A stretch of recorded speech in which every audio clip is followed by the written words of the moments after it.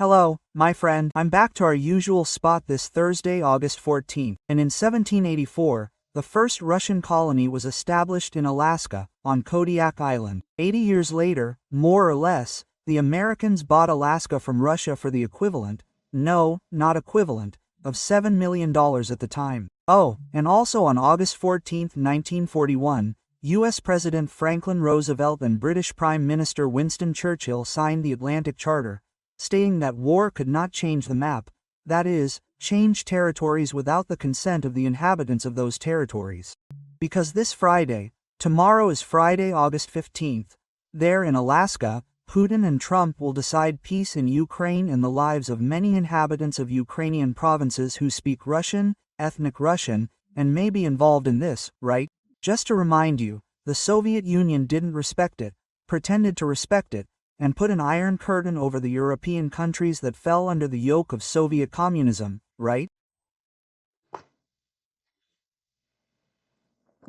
Well, we'll talk about this again in a bit. Remember to subscribe and leave your like or dislike at the end. So, let's get to our conversation today.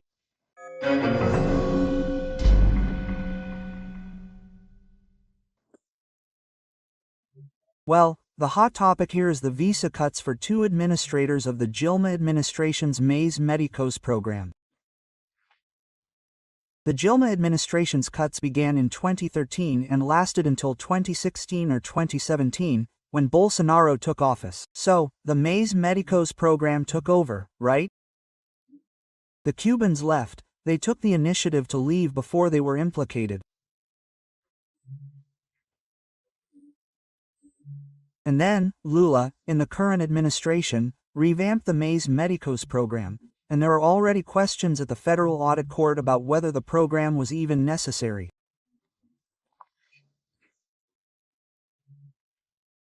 But the Mais Medicos program paid $13 billion with your money, mine, and the money of Brazilian taxpayers, of which $7 billion went to the Cuban government.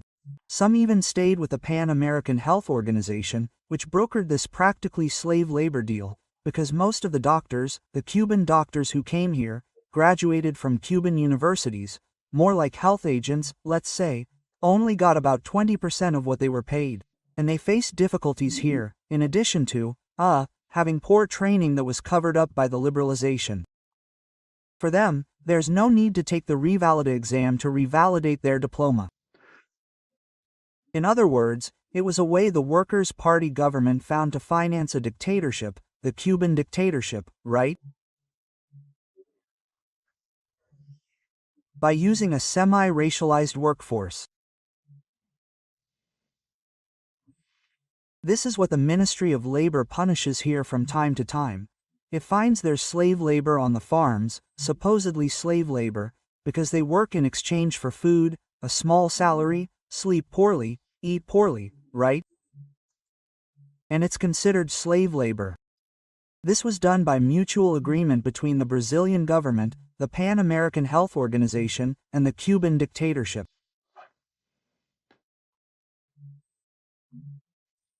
In other words, we were complicit in the exploitation of people who supposedly graduated in medicine in Cuba. Here, they still made recipes for things, home remedies, things like that, right?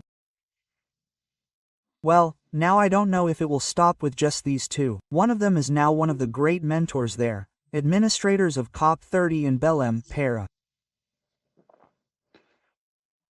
I don't know if it will stop there or if it will also reach. There's a head of government at the time, a health minister at the time, right?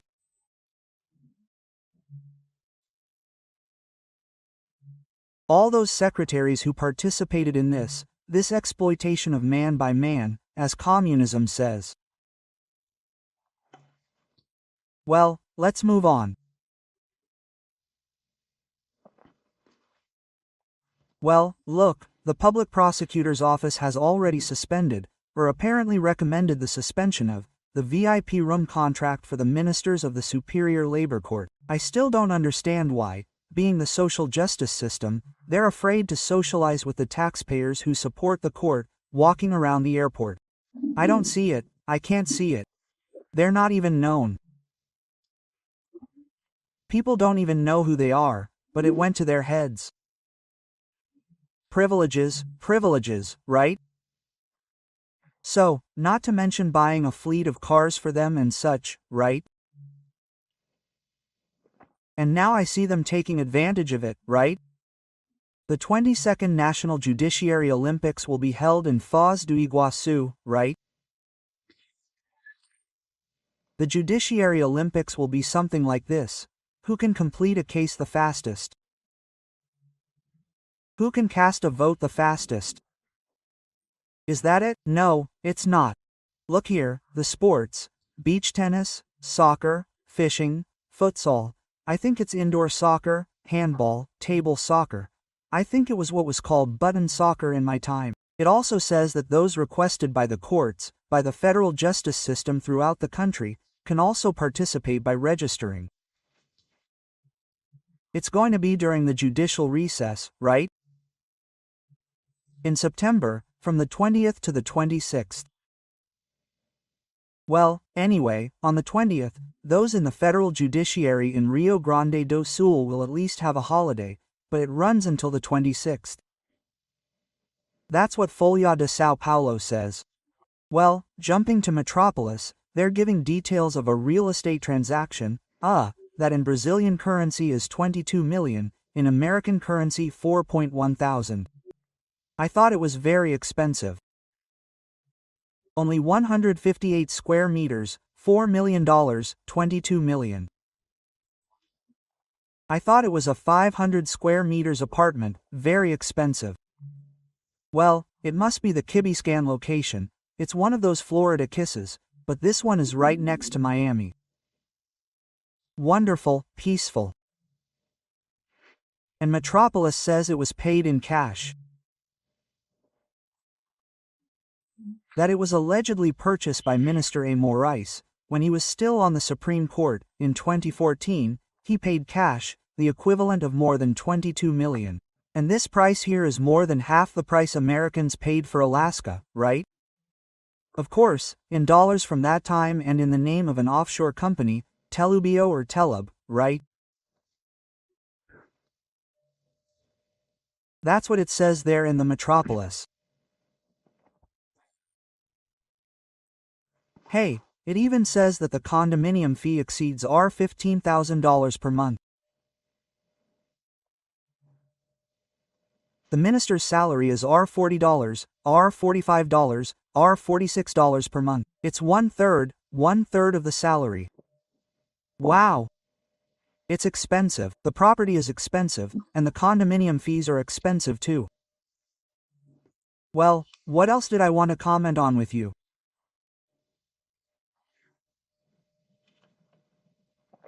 Well, Trump said in an interview, Brazil is a terrible trading partner, it has always charged us a lot of tariffs, we practically never charged large tariffs. Now we're charging 50%, Brazilians are not happy, but that's how things work. Quote, Lula has already said, no, Brazil is not a terrible trading partner, it will not be brought to its knees. He just said, I don't know where the thing is about not kneeling, that he won't accept it. Then he said, Trump said, I know Bolsonaro is an honest person. He's suffering a political execution. That's what they're trying to do to him, right? Just to remind you, Kassab, who has great political power, is defending that Congress discuss Bolsonaro's amnesty. We can already see that Mota is reticent, right? Oh, no, we have to see what the atmosphere is like here in Congress to do something and such. So, just to conclude, since we always speak in Portuguese, right, and in journalism, I saw a news story today. There was an accident on the structural road here in Brasilia. A truck hit a support, one of the pillars of a footbridge. And the news story talks about pillars, one of the supporting pillars. It's exactly like the connecting link in Brasilia. Alexander Garcia.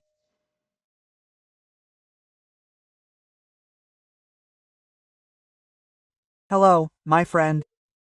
It's time for us to meet this Sunday, September 15th. Today marks 26 years since the registration of Google.com. That's longevity in the digital world, 26 years of Google. And today is also the International Day of Democracy, established by the UN in 2007. Democracy has been a buzzword, but not a practical one.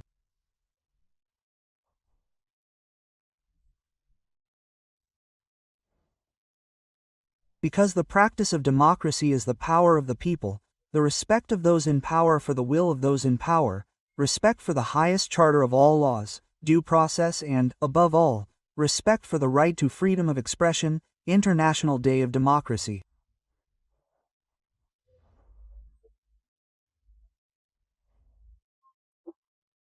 And I'm here in front of the house where one of the greatest Portuguese poets, Manuel Maria Barbosa de Bocage, died.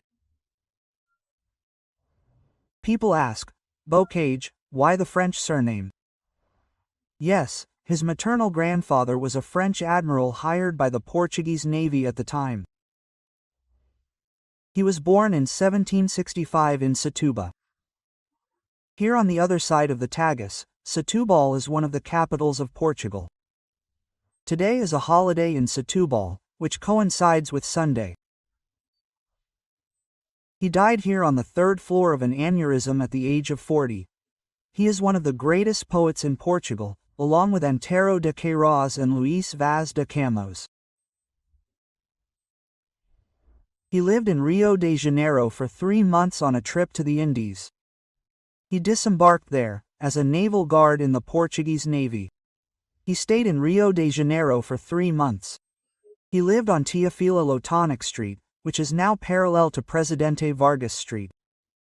He did not want to leave Rio, but was sent to the Indies, but he left a lot of things in Rio de Janeiro, so much so that Bocagem's stories are well known in Rio de Janeiro. Perhaps the one that has remained the most and is used today is a phrase that you didn't know was by Bocagem. If you are afraid, stay with me. Don't forget to subscribe and at the end to like or dislike.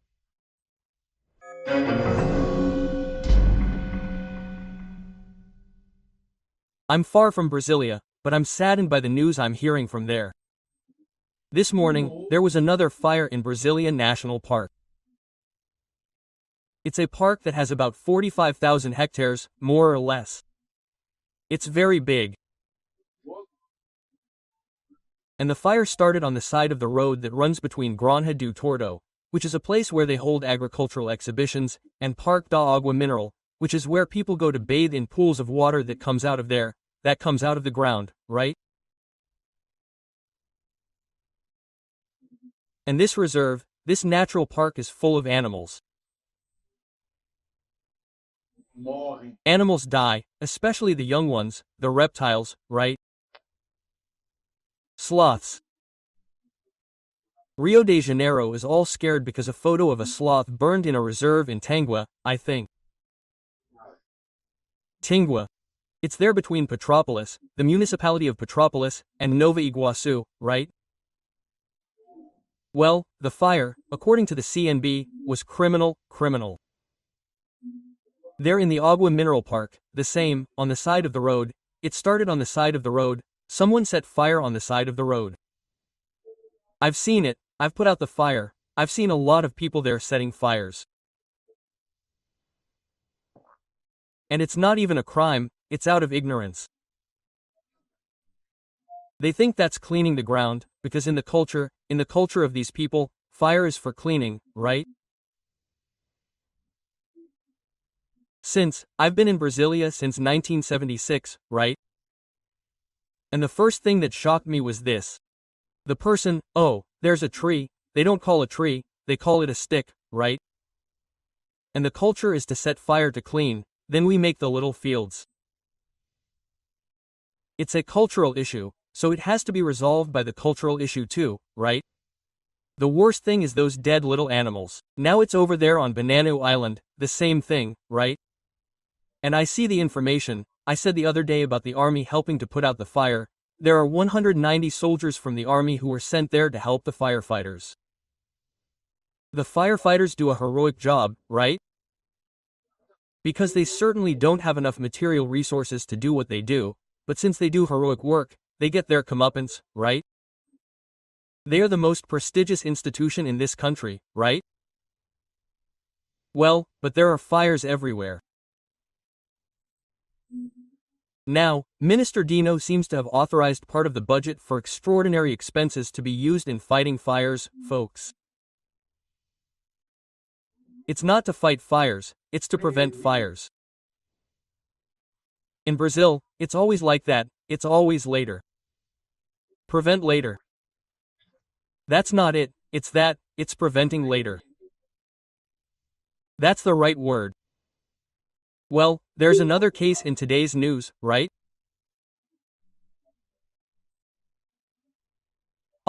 Alexander de Moraes ordered the arrest of a candidate for city councilor because of January 8, 2023. No, and that's not exactly the story.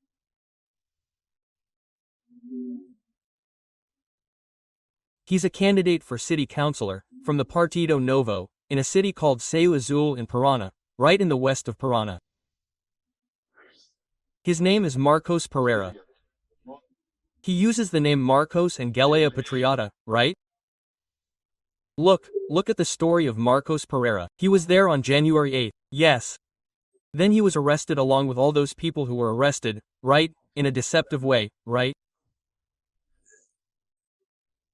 Well, they were arrested and it wasn't even a flagrant, right? Because it was the next day, there was no pursuit, right? Anyway, nothing surprises anymore, right? Due to the illegal process, it's already gone to hell. And this guy spent 10 days in Papuda and was released. He was released with an ankle bracelet.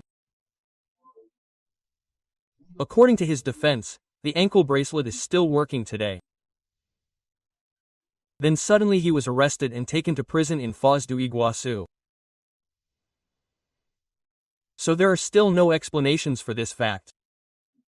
It wasn't an arrest warrant that was issued now, right? Anyway, it was issued in November of last year. I don't know what the reason was. Maybe he temporarily turned it off and made him a janitor? Then you'll say, but how is he a candidate? Yes, he is a candidate and he hasn't been convicted of anything, right? That's Brazil today.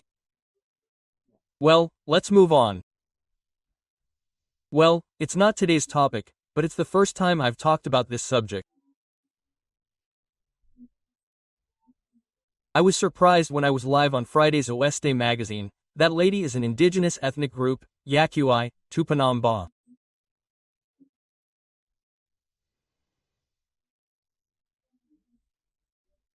Well, she was speaking at a ceremony to return a Tupinambá cloak that was in France and returned to Brazil, a historical cloak with great cultural significance. And she criticized the president, Congress, the judiciary, everyone, an elderly lady. And the president showed that he's running out of patience, right? And he returned it. He got red, furious with this lady. And it wasn't just you, it ended up involving Portugal, where I am, because he said that if he was going to mourn the dead, he should mourn those who were killed by European colonizers. Not European colonizers, there was only one European colonizer, and that was Portugal, right? Brazil was a colony for a long time, then a kingdom united with Portugal before we became independent.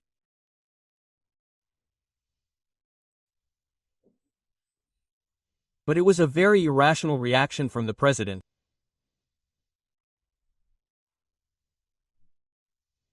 He reacted emotionally, right?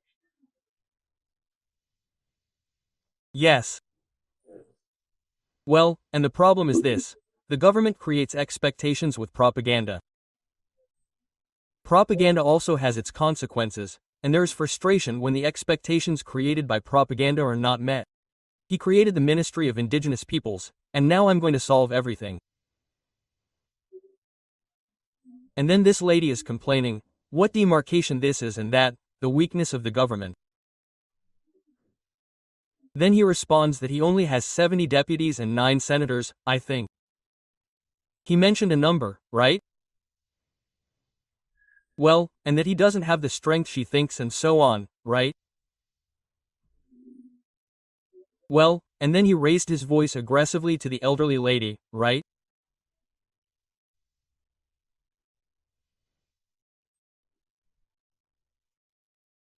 Well, there's not much to say, because last year the Indigenous Missionary Council showed that 1,040 children under the age of 4 died in indigenous villages, usually from diarrhea.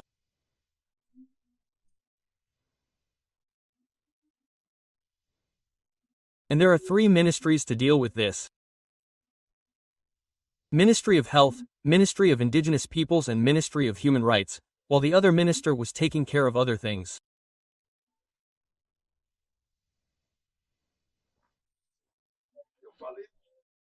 Well, I mentioned the indictment of Congressman Jan Luns, but the opposite happened on the same day. The judge ordered that the complaint of corruption against Carlos Bolsonaro in the Rio de Janeiro City Council be shelved and sent it to the public prosecutor's office. The public prosecutor's office has already indicted employees of his office, but not him. The chief of staff and other employees. There were 4 or 5 employees in total, right? Well, it was in the first criminal court in Rio de Janeiro, and it was the chief of staff and 5 other employees. The judge, in addition to everything about Carlos Bolsonaro, said that there are formal and legal inconsistencies. In translation, fake news, which is not new, it's not that we didn't call it fake news before. In journalism, we used to call the person who invents it. In journalism, the inventor. We used to say that the person who invents it is an inventor, huh? Be careful. People who invent news are not new, no. It's been a long time. There was a flying saucer on the cover of Cruzeiro magazine, right? They're in Barra da Tijuca, photographed and everything at home, in a refrigerator, something like that they invented.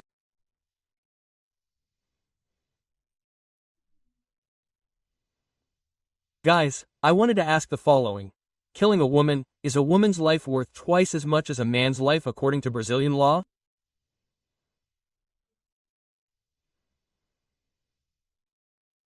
Because the Chamber of Deputies approved an amendment to the Penal Code last week. Killing a woman is punishable by 20 to 40 years in prison. Killing a man is punishable by 6 to 20 years. You say, wow, it's easier to kill a man.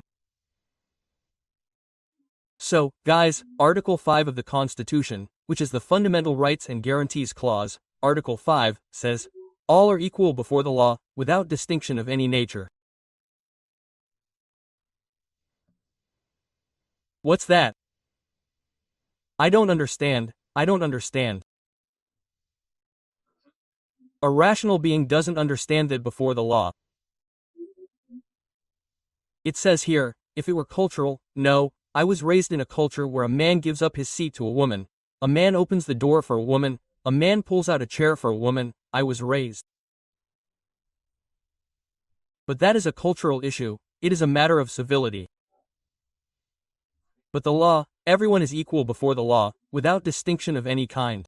Killing a woman is punishable by 20 to 40 years in prison. Killing a man is punishable by 6 to 20 years. Article 121 of the Penal Code.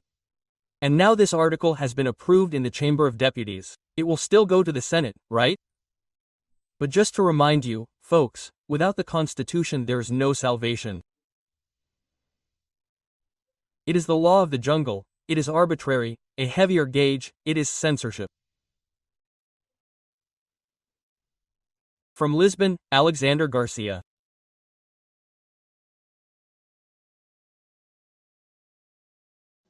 Hello, my friends. Today is July 17th, Monday.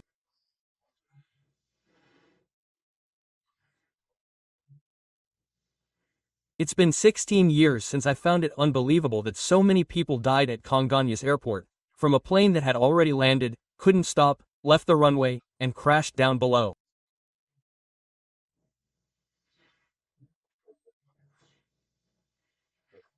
Congonhas Airport is quite high above the street.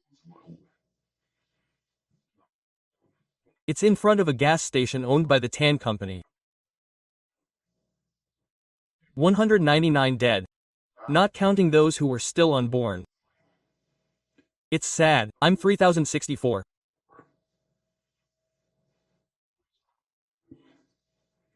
2007, July 17th, we travel. I imagined the plane on the ground caught fire, but people would survive. No one was saved. Today there's a monument there.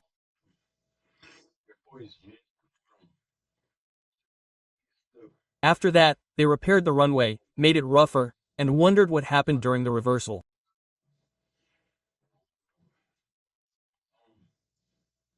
It looks like a turbine pushed it out. Terrible. So sad. I lived through it, experienced it, witnessed it. Well, let's get to today's topics.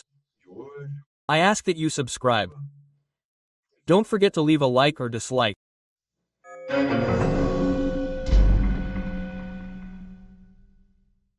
Today's first topic is the City Council of Aracatuba, São Paulo.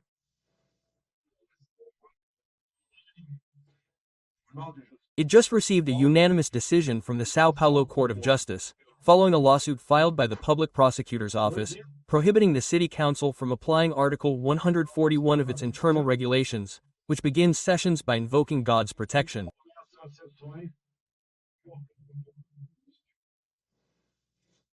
It can't be done. It was unanimous.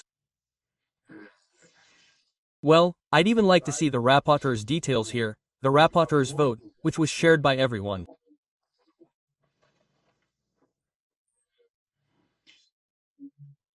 Well, he says it interferes with religious freedom and violates autonomy. The state is secular.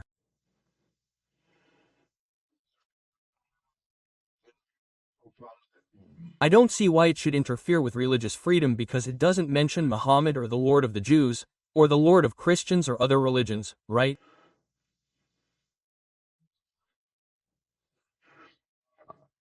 Well, under God's protection, we begin our work.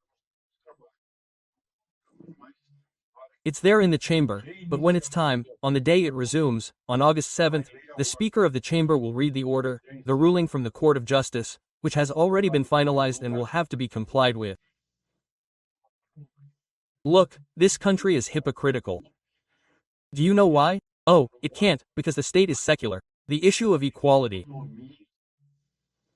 Equality. What's written here?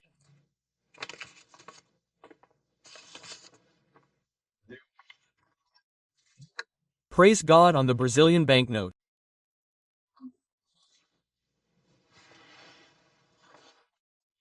What's written here in the preamble of the Brazilian Constitution? Wow.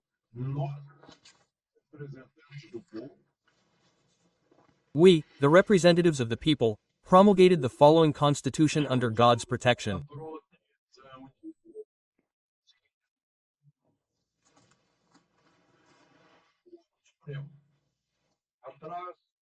And there in the Supreme Court, behind the Chief Justice, even though he's Jewish, as was the President, Minister Fuchs's, there's the crucifix, the Christian symbol of Christianity. Well, we are a very strange country.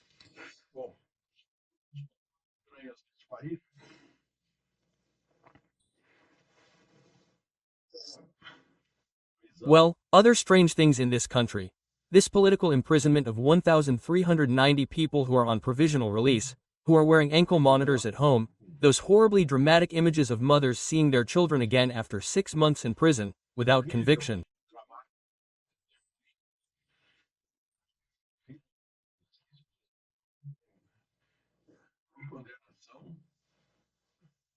There are plenty of prisons with convictions that last 3 months, right? Bem, estranha. É tão estranha.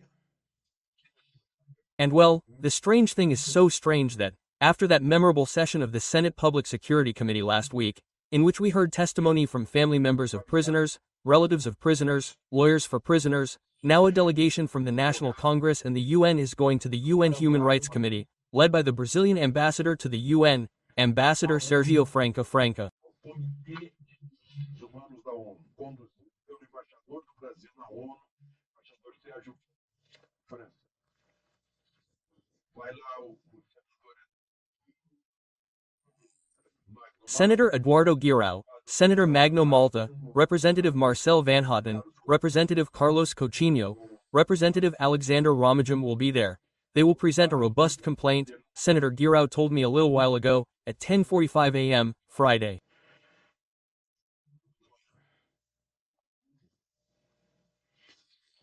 It's an embarrassment for Brazil, right? Brasil, né? Now there's another very, very strange one here. Como I don't know how the platforms, which are all international, will take this. o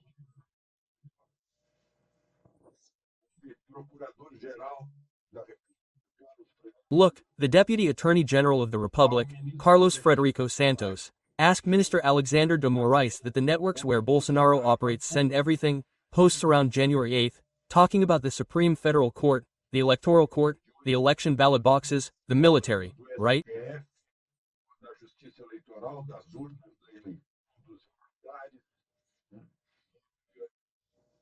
Well, with the list of followers, right? O- The likes, the shares, the names of the followers. There are 15 million on Facebook, 25 million on Instagram. no Instagram, com 6 milhões. There are 6.5 million on YouTube, 55.5 million on TikTok, 426 and 1,000 on LinkedIn. Why is he asking?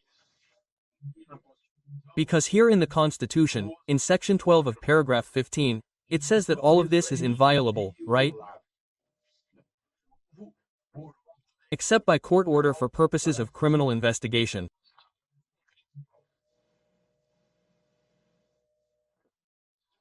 Apparently, those millions must be suspected of some crime. Bolsonaro is suspected of having instigated them to promote a coup. Enquanto isso, em Bruxelas, naquela reunião europeia com Meanwhile, in Brussels, at that meeting of the European Union with Latin American and Caribbean countries, the president of Brazil is asking for laws to, he calls it regulating, censor the new digital water, which is the new voice of the people, from which all the power of the authorities in a democracy emanates. de onde emana democracia. At least not in China, nor in North Korea, right? We're becoming like China and North Korea. Censorship, right? Regulation means censorship. It's the digital electronic marketplace that encompasses the world. The person who posts here can be seen there in Japan. It's that person's voice. They want to impose something that makes people afraid, like all those who follow the former president of the republic, right? So the question is, why do they want to silence? By the way, I mentioned President Lula there in Brussels. He spoke about the Amazon. Interessante. Ele Interestingly, he repeated concepts that were raised in Altamira days before, there at the second environmental concert in Altamira. conserta ambiental de alta He said the Amazon can't just be an ecological sanctuary because we live there. mora gente lá dentro. He was right. Many people live there, and people live there in the worst conditions of abandonment. But how can that be? Because there are so many NGOs there. Then one of the panelists at the Altamira seminar, Marcelo Nork, said, "The money that comes from abroad is earmarked. Millions are earmarked for the NGO." Tem carimbado já para onde? E aí perguntaram para os representantes. And then they asked the NGO representatives, how come these people don't have social assistance, medical assistance, or educational assistance for their children? They're just thrown out there. Then the NGO says, it's not up to us, it's up to the Brazilian state, it's up to the government of Amazonas, it's up to the mayor of Altamira, right? It's up to the governments of Para, Amapa, right? Aldo Rebelo was also there, a great expert on the Amazon. He was a minister under Lula, Dilma, and a member of the Communist Party of Brazil, PCDOB. He said that the interest, isn't in the forest, it's what's below, under the roots of the trees, right? Lots of money for these thousands of NGOs. There's a Parliamentary Commission of Inquiry, CPI, of the NGOs there.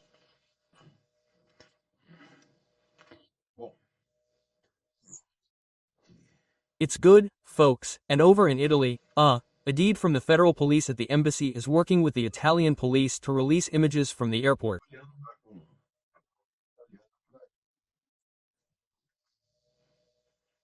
And do you know what the website G1 says? There are, I'll read you the title, plenty of reports of hostility toward Moraes at the airport.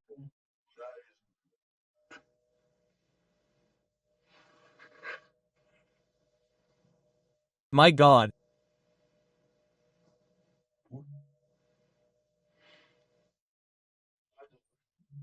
Man, I miss the days when Joaquim Barbosa, leading the Minkalao trial, was applauded at the airport.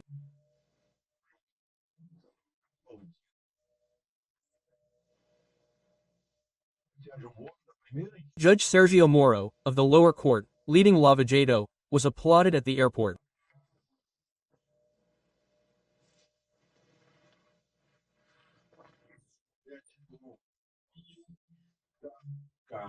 Folks, GDP is falling, and I see that the worst part of this GDP decline is that agricultural machinery sales are stagnant.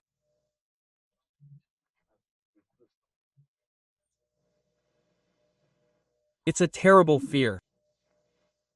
What's holding back our trade balance, our balance of payments, is agriculture.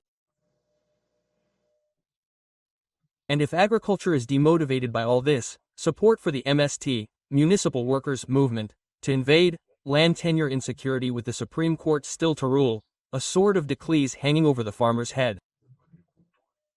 And these absurdities, right? I just saw the testimony of a judicial officer. I'm not going to talk about indigenous people, it's a Brazilian judicial officer who's planting, who's harvesting, he needs an environmental license. And the public prosecutor's office says you can't plant GMOs. Then he explains, well, then I'm going to have to use more pesticides, because the transgenic soybean seed doesn't need much pesticide, no. It defends itself against pests, but they don't want it. It's the vanguard of backwardness. No, my God. My God.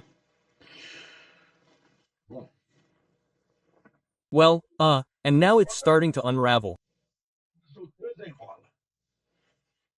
Minister Haddad, by the way, says that the blame for the drop in the preliminary GDP is interest rates.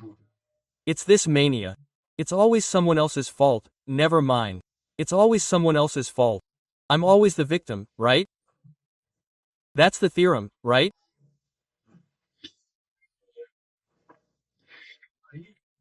And then those who were in debt, who were registered as owing up to $100, no longer have to pay, because they deleted the registry of bad payers who don't pay up to $100. Minister Haddad says that's $2.5 million for Brazilians. I suppose it could also be 2 million or so creditors who will no longer receive these $100. Rows 500 adds 2 more zeros.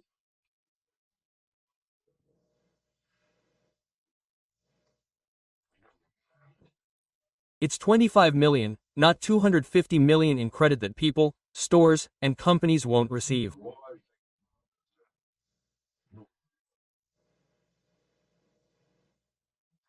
What country is Brasilia? Alexander Garcia.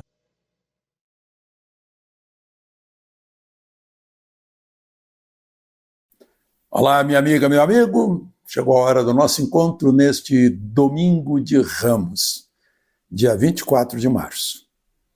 No 24 de março, há 180 anos, nascia o padre Cícero Romão Batista, o Padim Cícero, que é objeto de tantas romarias no Nordeste. E também, num dia como hoje, Carmen Miranda, em 1941,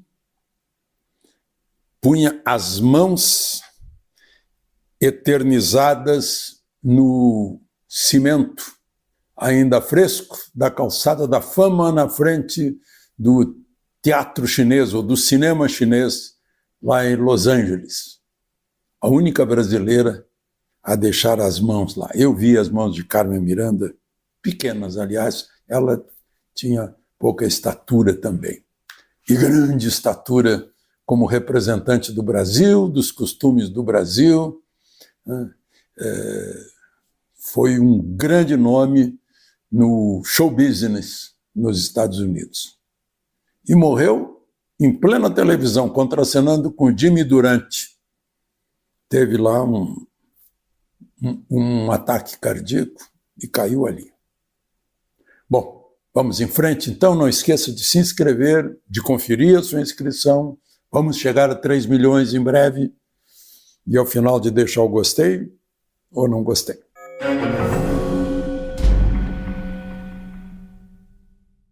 Bom, aqui no fim de semana, pelo que eu não estava lá, mas eu vi no noticiário, contaram 26 pessoas na manifestação do PT, CUT, MST, PSOL, PCdoB, aqui em Portugal, contra Israel, contra a anistia do 8 de janeiro, a favor do PT, tinha 26 pessoas.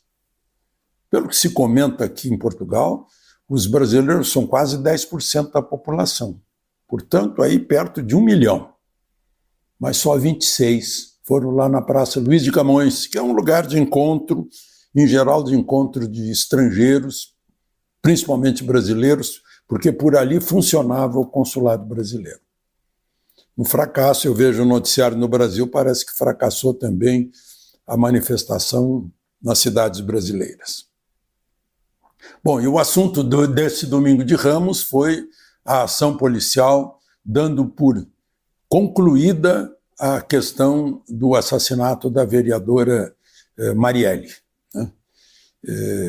Foram presos um deputado federal, Brazão, o irmão dele, o Domingos Brazão, que é do Tribunal de Contas do Rio de Janeiro, já esteve preso na Operação Lava Jato por receber propina e voltou para o Tribunal de Contas.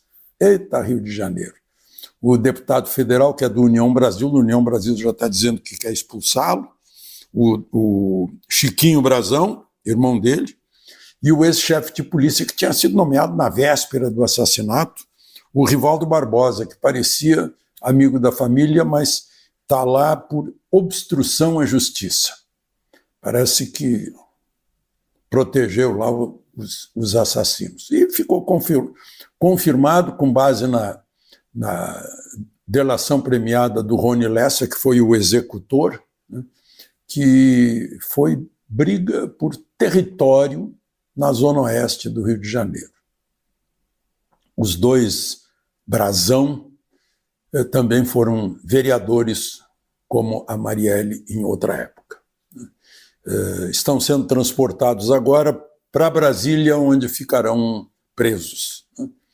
E o ministro da Justiça e Segurança Pública, Ricardo Lewandowski, festejou o fato, dizendo que isso encerra, o caso é encerrado com uma vitória do Estado brasileiro. Eu não sei que vitória é essa, demorou 6 anos para apurar. Foi em março de 6 anos atrás. 6 anos para apurar.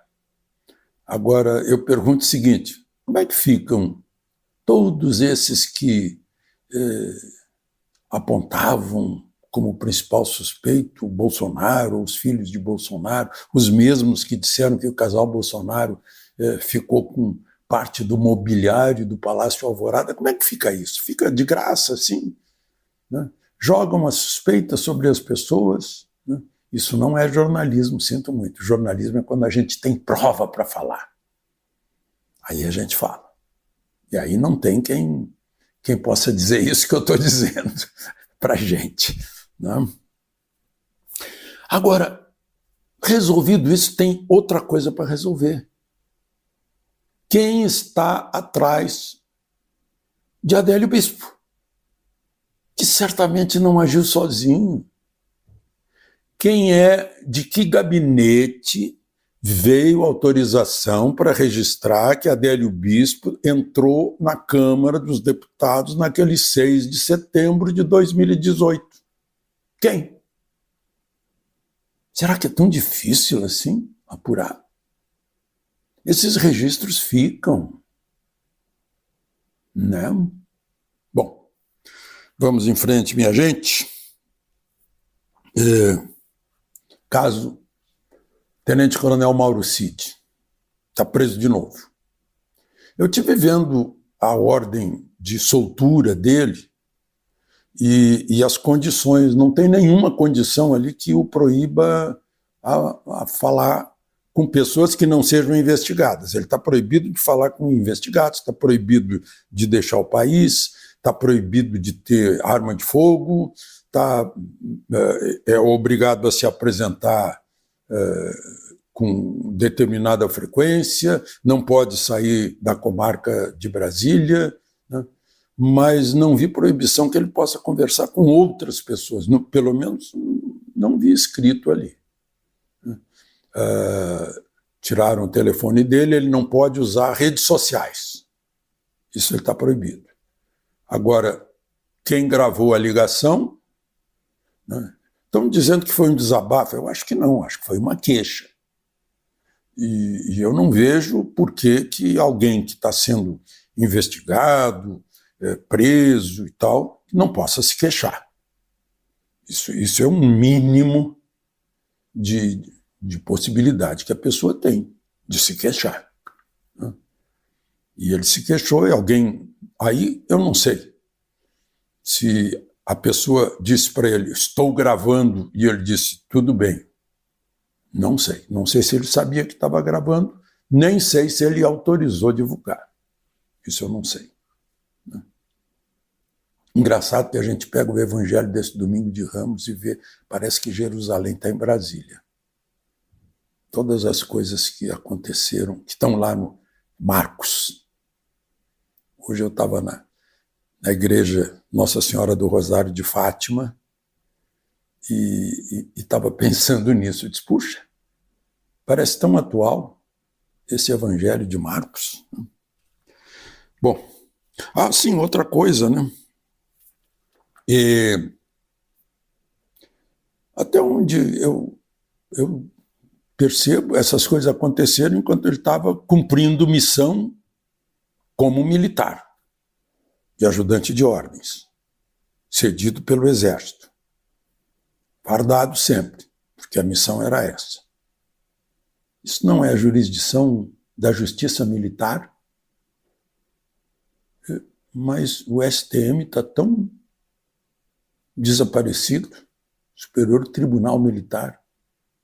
É outra coisa, nesses tempos estranhos, porque passa o país e seu devido processo legal, seu Estado democrático de direito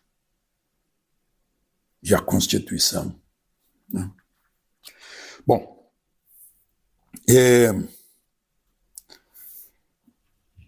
uma outra questão que é parecida, né? O ministro Dino, agora ministro do Supremo, negou um recurso de Bolsonaro de uma multa de 70 mil imposta pelo Tribunal Superior Eleitoral. É uma multa referente à eleição na disputa de Bolsonaro versus Lula, em que Bolsonaro foi responsabilizado por mensagens que seriam ilegais relativas a Lula na disputa eleitoral. O ministro foi ministro de Lula. E com todas as entrevistas que os ministros dão, eles deixam claro que não gostam de Bolsonaro. Meu avô me ensinou que um juiz, num caso desse, se declara: olha, eu não posso, porque eu não gosto de uma das partes, porque eu servi uma das partes. Mas são tempos estranhos, como eu disse. De Lisboa, Alexandre Garcia.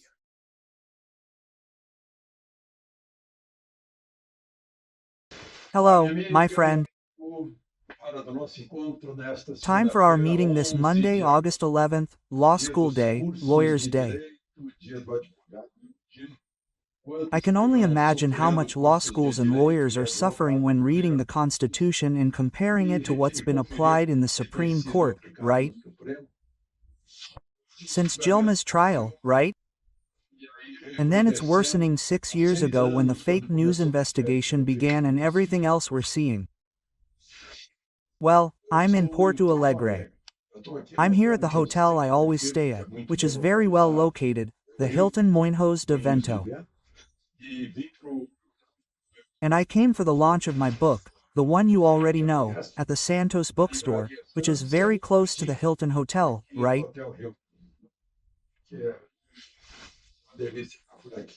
It's a little chilly, right? But we feel welcome. Well, remember to subscribe and leave a like or dislike at the end. So, let's get to today's conversation.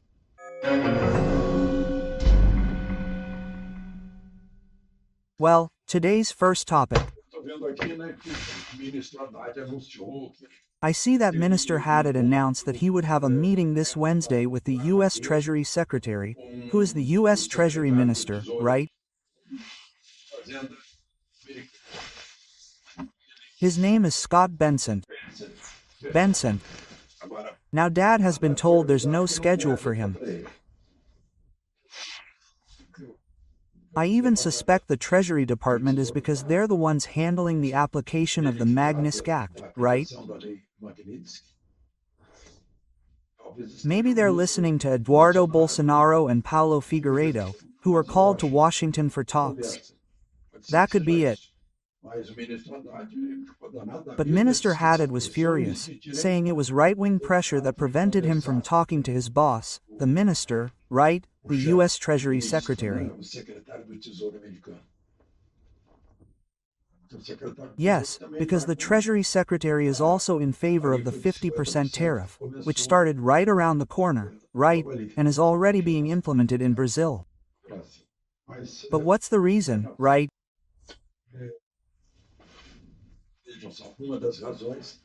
Well, look, one of the reasons is in the newspapers, a survey showing that 119 people from January 8th were sentenced to up to 17 years in prison for a collective crime, right?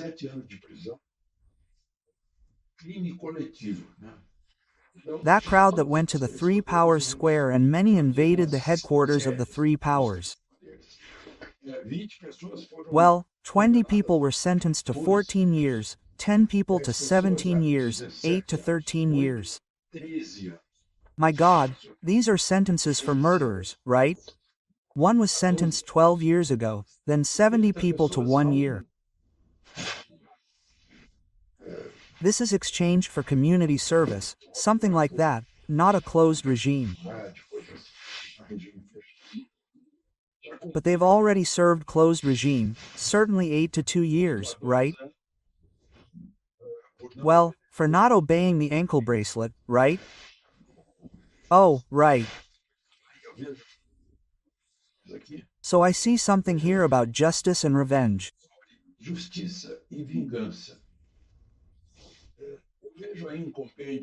Well, I see military compendiums about the use of force in war. numa guerra. Well, it's a common saying that revenge shouldn't be considered in a war. Deve ser considerado. Vingança é Revenge is a terrible companion because it undermines morale, right? The reasons for a war, if it's a war of revenge. guerra de vingança. Just as revenge shouldn't mobilize police forces. Sometimes a police officer is killed, and the criminal is soon captured and killed. A vingança não deve mover. Revenge shouldn't mobilize police forces, those who use force in the name of the state, right? Força. Agora, Now, much less justice. eu já mencionei aqui ministro de Educação Superior, I've already mentioned here, and I was just discussing with a superior court minister, that there's a Roman court, right, at the heart of Roman law, at the very heart of which, whose pediment is written in Latin, gratia et justitia, meaning justice is accompanied by grace or compassion. justiça. A justiça é acompanhada da graça, compaixão. Jamais Never by revenge. vingança. E a gente And we see many acts there as if they were vengeful. vingativos. And do you know why? Because the victim himself is the one investigating, right? Investiga. The one accusing, the one denouncing, and the one judging. That's not justice, that's revenge.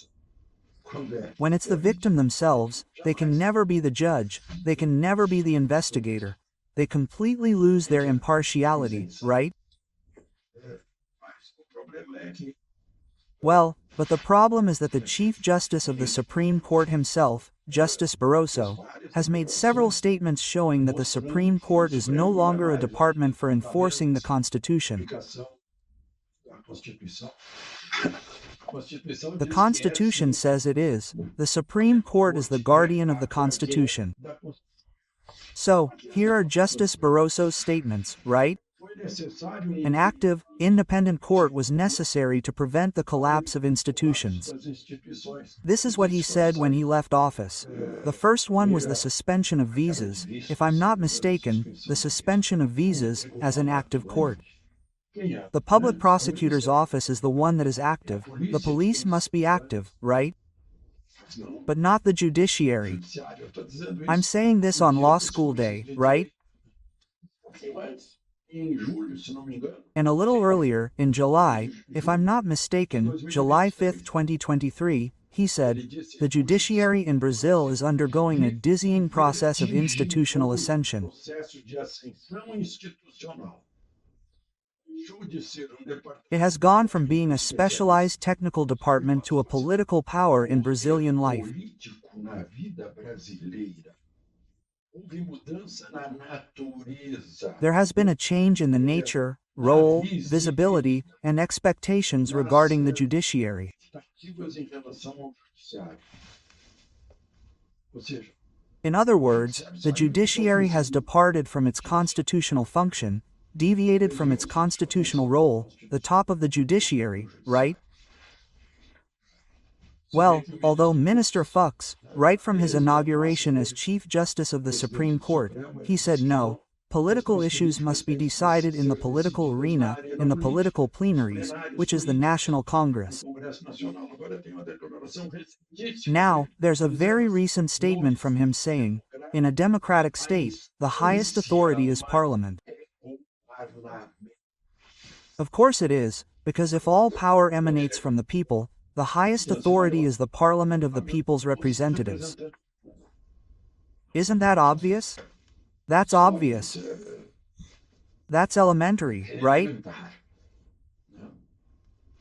E, no entanto, quando se quer And yet, até when one wants to silence even Parliament, without asking whether it isn't the Parliament that represents national aspirations, right? aspirações nacionais, por exemplo, é uma aspiração nacional o Brasil afastar-se do Ocidente.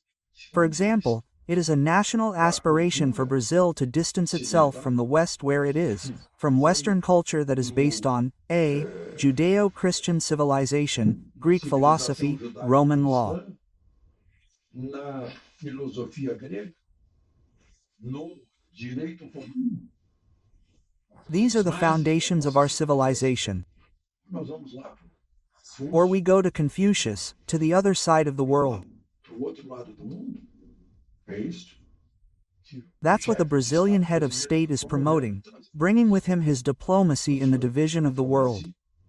A divisão do mundo. E, obviamente, presidente da maior potência. And obviously, the president of the greatest economic, scientific, military power on the planet finds it strange that there happens to be another Venezuela in the southern hemisphere, right? Venha a ter uma outra Venezuela no hemisfério sul. Surely he wouldn't want that. Aí as relações. Hence the relationships, the reactions that are actually defending our westernness. Ocidentalidade. Nós somos We are from Western civilization. uma outra questão. Well, another issue I wanted to address is, look, we're talking about Trump. A gente está falando aí de. Let's finish. I just talked about Trump. You guys, I already said here yesterday, Trump achieved peace after 30 years of war between Armenia and Azerbaijan. Azerbaijan, where is Baku? Those who study World War II know very well the importance of the Baku oil fields, right? Well, 30 years of war, Trump mediated, took the two heads of state to the White House, and there they sealed the peace. And the symbol of this peace is a road, see, called a trip. It's a pun, right? Because trip is a trip. Trip means Trump Road for international peace and prosperity. It's the road, Trump's road to peace and prosperity, which will be managed by an American company.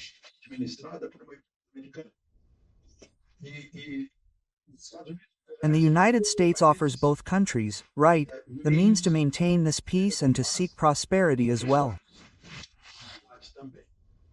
And you know where these two countries are, right? They border Iran on one side, on the other hand, with Russia, right? So, removing these countries from Putin's influence, this after having worked for peace between Pakistan and India, Thailand and Cambodia, right?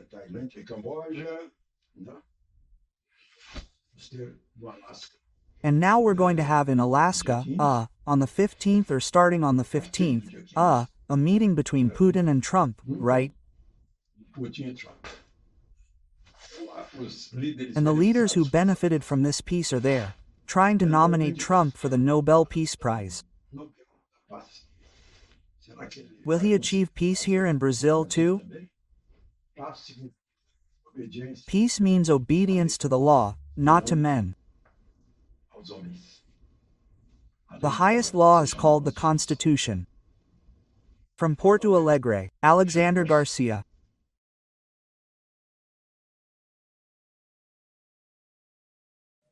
Olá, minhas amigas e meus amigos.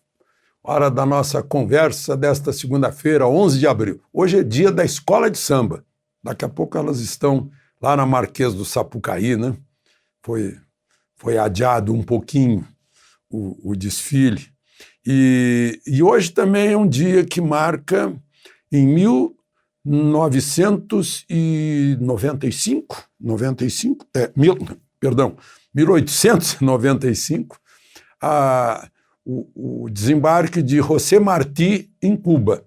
José Martí nasceu em Havana, estudou em Saragoça, estudou em Madrid, poeta, literato, professor, né?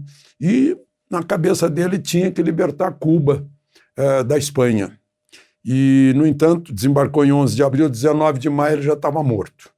E quase que aconteceu com ele o que aconteceu com Tiradentes, porque ele foi praticamente mutilado e depois levaram o corpo para Santiago de Cuba para mostrar para o povo, olha o que acontece, as tropas espanholas com quem quer independência. Foi conseguida depois com a ajuda dos Estados Unidos, que declararam guerra à Espanha para liberar Cuba e ficaram com Guantánamo ali no cantinho em 1902. Bom, vamos aos assuntos de hoje. Não esqueça de se inscrever, se ainda não tiver feito isso, e ao final de deixar o seu gostei ou não gostei.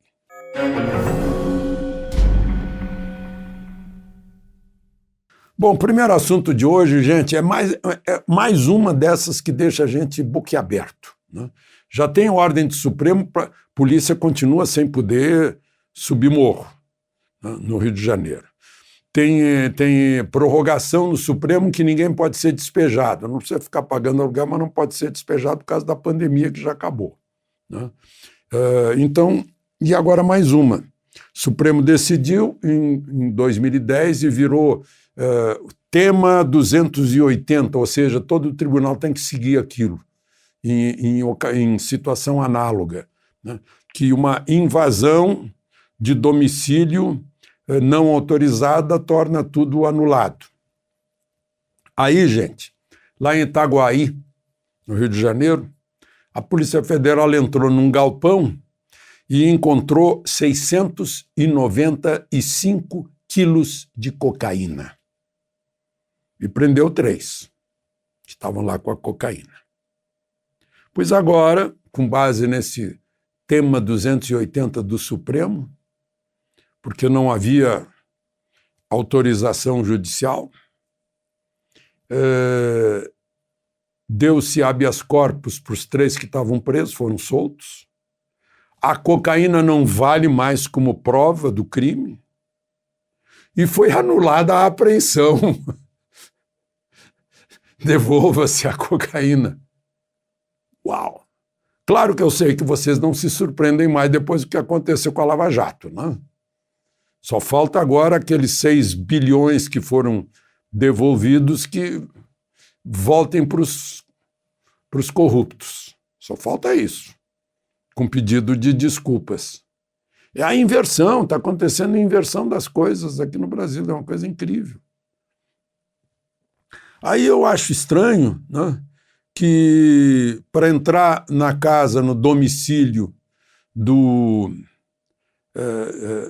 um deputado que tem inviolabilidade, no caso de Daniel Silveira, à noite, está lá no artigo 5º da Constituição, que não pode, a menos que seja em flagrante delito. Aí ele foi preso às 11 da noite. Não, porque aquilo que ele disse, que está na rede social, continua circulando, portanto é um flagrante continuado.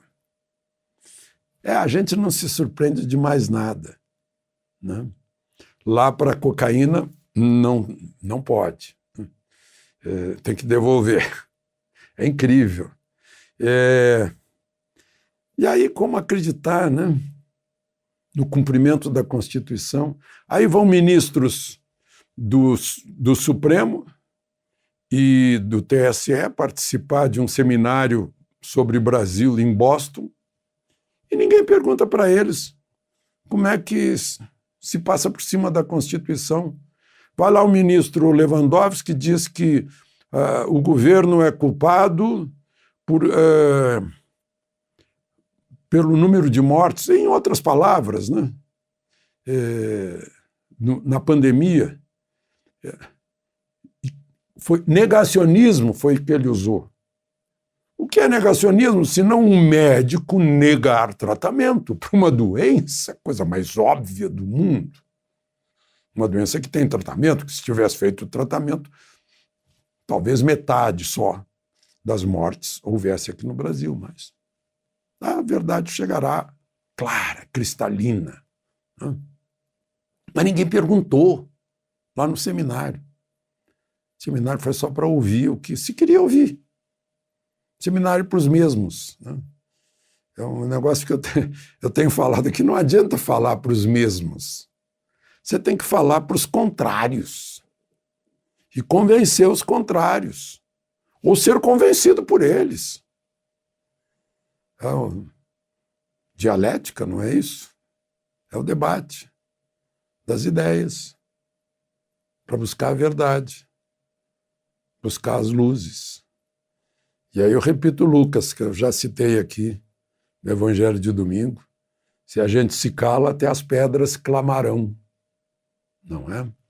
Bom, a propósito disso, né, Eu li o Guzo na revista Oeste, lembrando que o Código de Processo Penal, artigo 833, não permite que se entre no salário, né, ou na renda do salário da pessoa, a não ser para pagar pensão alimentícia. E o que aconteceu com o Daniel Silveira foi isso. Ele acabou botando a tornozeleira porque ficou premido, porque não ia ter mais recurso nem para ele nem para a família. E o Guzo está dizendo que foi desrespeitado o Código de Processo Penal